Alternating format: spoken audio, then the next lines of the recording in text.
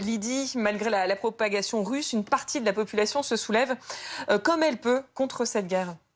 De fronde s'est levée depuis hier. Des manifestations dans plusieurs villes du pays, manifestations anti-guerre. Regardez ces images, ça se passait donc hier soir à Saint-Pétersbourg. Environ 1 millier de personnes étaient réunies à Moscou. C'était le double, 2000 manifestants réunis sur la place Pouchkine, non loin d'ailleurs du Kremlin. Un mouvement d'ampleur inhabituelle pour la Russie, l'ampleur qui est difficile d'ailleurs à estimer. Des rassemblements qui étaient pourtant interdits et qui ont été réprimés. On a compté 1800 personnes arrêtées selon l'ONU à travers la Russie dans 42 villes du pays au total, dont la moitié rien qu'à Moscou.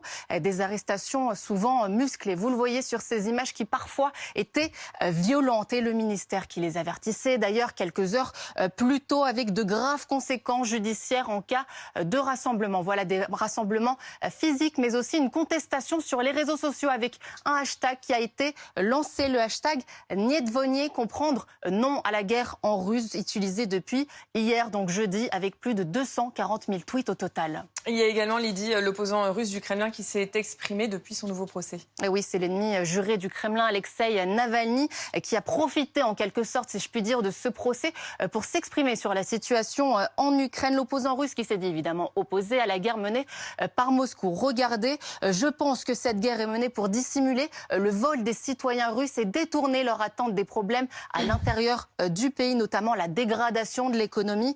Voilà ce qu'il a déclaré, estimant que cette guerre ferait un grand nombre de victimes. Des journalistes se mobilisent également ?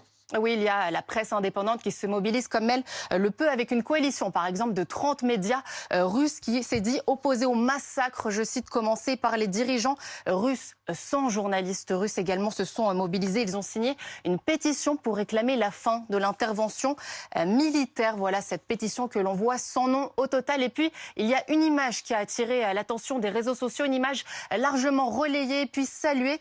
C'est celle de la coprésidente du syndicat russe des journalistes depuis Moscou, Sofia Russova. On la voit pancarte à la main, la guerre en Ukraine et la honte de la Russie en pleine rue. Vous le voyez, risquant donc de se faire arrêter. Et quelques personnalités publiques également se mobilisent en affichant des carrés noirs, par exemple, sur les réseaux sociaux. C'est le cas du joueur de tennis que l'on voit, Smolov Fedor. Et puis, ils risquent donc tous la répression russe. Vous voyez, par exemple, cette lettre envoyée par la direction d'un théâtre qui menace tout simplement en cas de commentaires sur l'Ukraine, qui menace, donc c'est la lettre qui aurait été envoyée par le ministère de la Culture. Autre exemple, par exemple, de la répression menée par le gouvernement, eh bien le spectacle de l'humoriste Ivan Urgov, qui est très populaire en Russie, il a tout simplement été annulé depuis ce soir. À voir maintenant jusqu'où ira le gouvernement russe dans cette répression.